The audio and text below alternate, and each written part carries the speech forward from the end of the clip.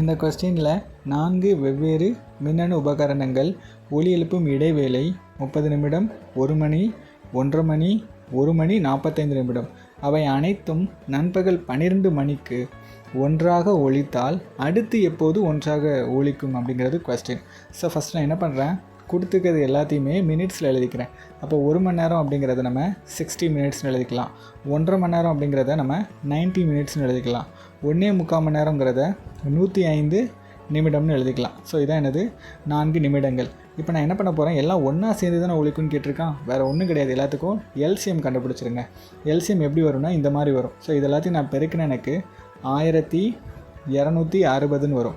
இது வந்து மினிட்ஸில் வந்திருக்கு, ஓகேவா? ஏன்னா நம்ம ஆல்ரெடி மினிட்ஸில் மாற்றிட்டோம்ல.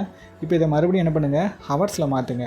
/16 போட்டு அடித்தேன்னா எனக்கு 21 மணி நேரம்னு வரும். ஆல்ரெடி என்னது 12 மணிக்கு எல்லாம் ஒன்றா சேர்ந்து ஒழிச்சிருக்கு.